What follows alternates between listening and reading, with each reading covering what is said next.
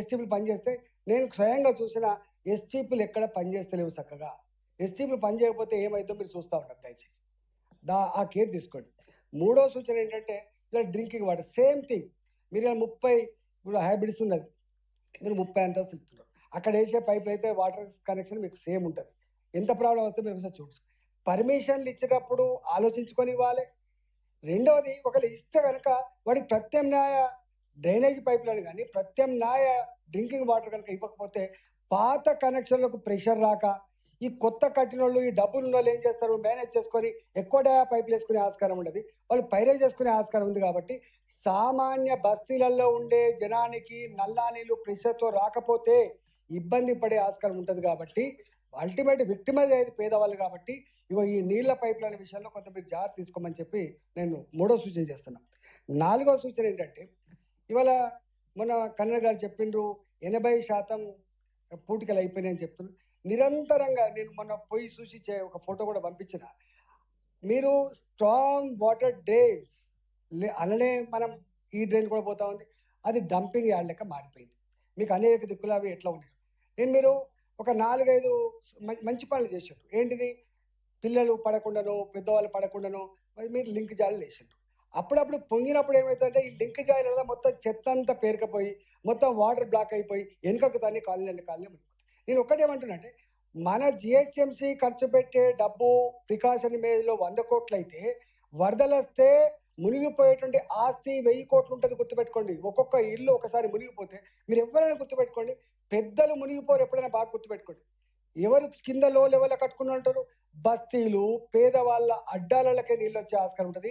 ఒక్కసారి వాళ్ళ ఇల్లు మునిగిపోతే 1 సంవత్సరం దాకా మళ్ళీ వాళ్ళు కూలి చేసినా కూడా అది బాగుపడే ఆస్కారం లేదు. కాబట్టి ఇలా ప్రజల ఆస్తులు ఎంత పోతున్నాయి, ఎంత లాస్ అవుతుందని మీరు ఎప్పుడు అసెస్మెంట్ చేయరు. కాబట్టి నేనేమంటున్నా అంటే మీరు ఒకటి దానికి కెపాసిటీ క్యారింగ్ కెపాసిటీ అయినటువంటి డ్రైన్లు అసెస్ చేయండి, వాడి ప్రత్యామ్నాయం చేయండి. మీరు పూకటిపైకి మీ కుత్బుల్లాపూర్ ఉంది, మేయర్ గారు కుత్బుల్లాపూర్ ఉంది.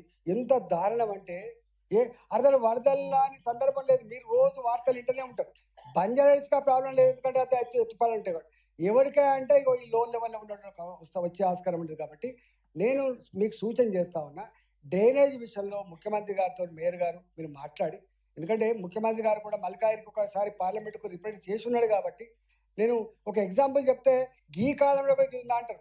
మౌలాలి చెప్పిన నేను మౌలాలి మా రాజ్యలక్ష్మి గారి మధ్యలో ఒక డ్రైన్ ఉంటుంది. అది ఎప్పుడు పొంగుతూనే ఉంటుంది.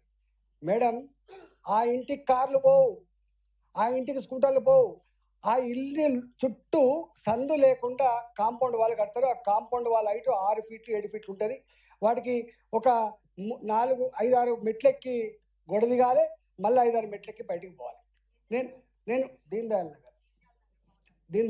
నేను పోయి చూసిన. ఏంటిది అంటే, సార్ మాది ఎప్పుడైనా ప్రతి సంవత్సరం వరదలు వచ్చే ప్రాంతం ఇది, అందుకనే మేము చుట్టూ కాంపౌండ్ వాళ్ళు పెట్టుకున్నాం. మాకు ఇక స్కూటర్లు లోపలికి పోవు, కార్లు పోయే ప్రసక్తి లేదు, బాట లేదు. అసలు మనకు అందరికీ లెక్క గేట్లు ఉన్నట్టుగా లేవు, అక్కడ మెట్లెక్కి పోవాలి. మరి ఏంది దీని పరిష్కారం అంటే లేదు.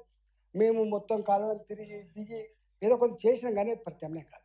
ఏంటి అది అంటే, గతంలో ఏ చెరువులు అయితే ఉండేనో మేయర్ గారు, చెరువులు అయితే ఉండో దానికి క్యారింగ్ కెపాసిటీ అన్నాడు, పెద్ద పెద్ద వాగులు ఉండేది. ఈ భూములన్నీ మెల్లమెల్లగా ఆక్రమించుకోవడం వల్ల దానికి క్యారింగ్ కెపాసిటీ పెరిగిపోయింది. Water spread area is same.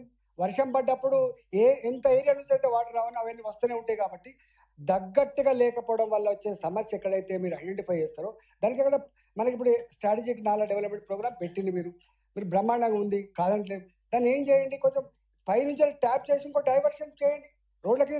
ఇప్పుడు కొత్తగా ఇండ్లను తవ్వుడుగా అంటే డిస్టర్బ్ చేసి కానీ చేయకుండా రోడ్లన్నీ ఉన్నాయి. కాబట్టి దయచేసి ఆ పని తప్పకుండా మీరు చేయమని చెప్పి మీకు మూడో సూచన చేస్తూ ఉన్నా మేడం. నాలుగవది, ఇప్పుడు మన పార్కులలో మీరు ఈ ఎక్విప్మెంట్ అంతా పెడుతున్నారు. కొంచెం నేనేమంటున్నా, క్వాలిటీ లేని దానికి మధ్య ఇంకో 10% తేడా ఉంటుంది కావచ్చు. మనం శాంక్షన్ చేసినప్పుడు ఉండే శ్రద్ధ అది పెట్టేటప్పుడు చూసుకుంటూ లేరు. 4 నెలలకే 3 నెలలకే పోతా ఉన్నాయి. 5 లక్షలు 10 లక్షల రూపాయలు పెడుతున్నాం. కాబట్టి నేనేమంటున్నా, కొంత క్వాలిటీ ఇన్సూర్ చేసి ఏర్పాటు చేయండి. పెట్టినాం 4 రోజులకే మళ్ళీ ఖరాబ్ అయిపోతే కష్టమయ్యేటువంటి ఆస్కారం ఉంటుంది. కాబట్టి కొంచెం క్వాలిటీ ఇంప్రూవ్మెంట్ చేసే ప్రయత్నం చేయమని చెప్పి నేను కోరుతా ఉన్నా. పార్కులు కూడా ఇప్పుడు ఇప్పటికైనా సరే, మీకు తెలుసు కాంక్రీట్ జంగల్ అయిపోయింది బిడ్డ, టెంపరేచర్ పెరుగుతుంది బిడ్డ, ఇవన్నీ అంటున్నాం మనం. నేను అంటున్నా ఇప్పటికైనా ఇప్పటికైనా ఉన్న పార్కులు ఏవైతున్నాయో మీరు ఎందుకో నిశ్చేష్టలా ఉన్నారు, ఆక్రమించుకుంటూ పోతూనే ఉన్నారు. నేను స్వయంగా చూసిన కొన్ని వందల పార్కులు కనుమరుగైపోయినాయి. ఇప్పటికైనా ఉన్న వాటిని అధికారులు ప్రొయాక్టివ్గా ఉండి వాటిని చేసుకొని కొంత వాటిని మేనేజ్ చేసే ప్రయత్నం చేయండి. గుళ్ళపేట ఉన్న భూములను కూడా కూలగొట్టే ప్రయత్నం చేస్తున్నారు అక్కడక్కడ. ఆ గుళ్ళ కోసం ఉంటుంది, ఏమవుతుంది, ప్రైవేట్ వ్యక్తులు కాదు కదా, గుళ్ళ కోసం కానీ ఇంకా స్పిరిచువల్ దానికోసం కానీ అవి ఉండనివ్వండి. ఎందుకంటే వాటి డిస్టర్బ్ చేస్తే ఎప్పుడైనా పేదోళ్ళు ఎవరైనా పెళ్లి చేసుకోవడానికో లేకపోతే ఎప్పుడైనా ఆపద వచ్చినప్పుడు ఉండడానికో అక్కడికి వచ్చి ఆస్కారం ఉంది. కాబట్టి మీ ఎంత వీలైతే అంత. నేను మొన్న ఒక చిన్న ఎగ్జాంపుల్ చెప్తాను మేడం. కూకటపల్లిలో ఒక గుడి ఉంది.